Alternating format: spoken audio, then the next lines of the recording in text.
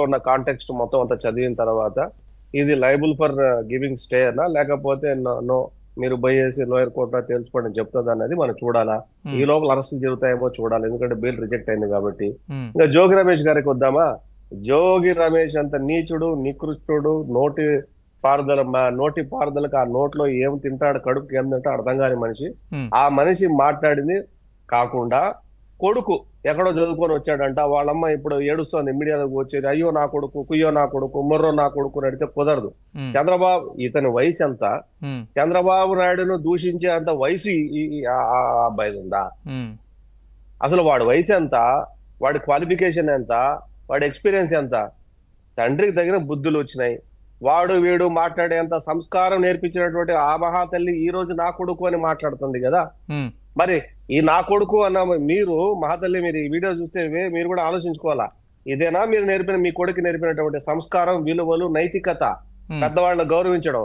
అంటే రాజకీయంలో మైకు ముద్ర పెట్టంగానే నోట్లో నుంచి బూతులు వచ్చేస్తున్న పెద్ద నాయకుడిగా ట్రీట్ అయిపోతావా? ఉమ్, జోగి రమేష్ అనేవాడు ఒక వెధవ, వాడు ఒక బ్రూటల్ ఫెలో. ఉమ్, వాడు 100 మందిని 200 మందిని వేసుకొని వచ్చేసి నేను వినతి పత్రం ఇస్తాను ప్రతిపక్ష నేతగా అంటే ఎవడన్నా నమ్ముతాడండి? ఉమ్, వినతి పత్రం ఇవ్వడానికి 100 కార్లు, 3,000, 4,000, 5,000 మంది జనమా? ఉమ్. చెప్పండి. అంటే ఎవడిని నమ్మించడానికి? కోర్టును నమ్మించడానికా? కోర్టులో కూడా అసలు వాళ్ళ తరపు న్యాయవాదులు అదే చెప్తున్నట్టున్నారు, వినతి పత్రం ఇవ్వడానికి వెళ్ళామని.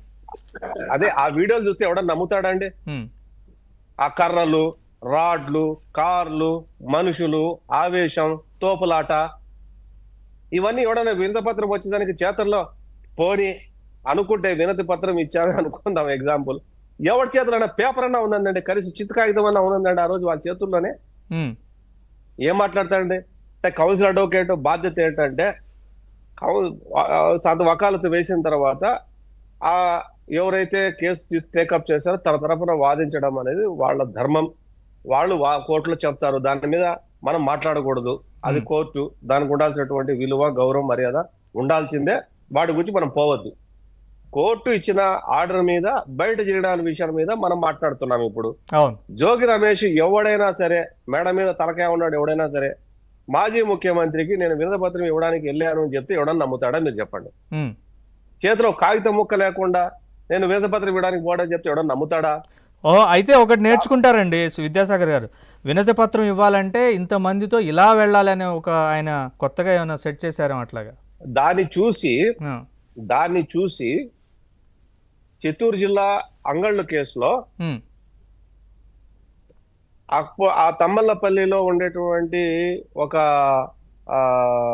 మార్కెట్ యార్డ్ చైర్మన్, ఉమ్, ఈ ఆయన చంద్రబాబు నాయుడు గారు రాయలసీమ ప్రాజెక్టు చూడడానికి వెళ్తే ప్రాజెక్టుల మీద రిప్రజెంటేషన్ ఇవ్వడానికి వెళ్ళామని కారణం చెబుతూ, ఉమ్, ఆ కేసు నా దగ్గర ఉంది, ఉమ్, నా దగ్గర ఛార్జ్ షీట్ కూడా ఉంది. ఉమ్, ఉమ్, అది చెబుతూ రాళ్ళు, తర్వాత కర్రలు, ఉమ్, రాడ్లు, లాఠీ చార్జీ, ఉమ్, బండ్లు తగలబెట్టడం, ఉమ్. కార్లు పగలగొట్టడం, తలకాయలు పగలగొట్టడం, మాజీ ముఖ్యమంత్రి మీద ఆ రోజు మాజీ హత్యాయత్నం కేసు ముఖ్యమంత్రి పెట్టినట్టున్నారు కదా. ఆయన మీద రాళ్ళు వేసేసి ఉమ్, ఆ ఎన్ఎస్జి ప్రొటెక్టివ్ వాళ్ళంతా చుట్టూ ఆయన ప్రొటెక్షన్ ఇస్తే ఉమ్, తిరిగి మళ్ళీ ఇప్పుడు ప్రస్తుత ముఖ్యమంత్రి మీద తిరిగి కేసు పెట్టేసేది. దాని పరమార్థం అది. అంటే మనం అంగ మీద అర్థం చేసుకోవాలి. ఉమ్, ఏమని?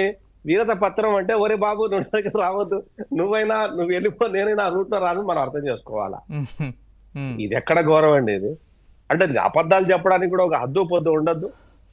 ఆవిడ జోగి రమేష్ వాళ్ళ మిసెస్ ఆవిడ మీడియాకు అందరూ ఇంటర్వ్యూలు ఇచ్చి, ఆ బూత్ మీడియాలో కూడా ఇంటర్వ్యూలు ఇచ్చి, ఆవిడ చంద్రబాబు నాయుడు గారిని మీకు బిడ్డలు ఉన్నారు కదండి, ఆలోచించండి. అమ్మా ఉన్నారు, అందరికీ ఉన్నారు.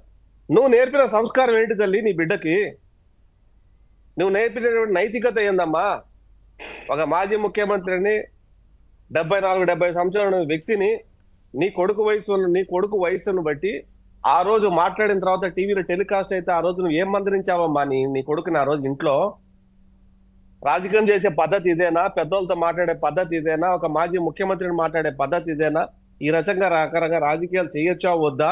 ఇది చేస్తే పరిణామాలు ఏ రకంగా ఉంటాయి? ఇది మంచిది అవును కాదు? ఒక తల్లిగా మీరు ఏం చెప్పారు అని చెప్పేసి ఒకసారి మీరు ఆలోచించుకోండి తల్లి.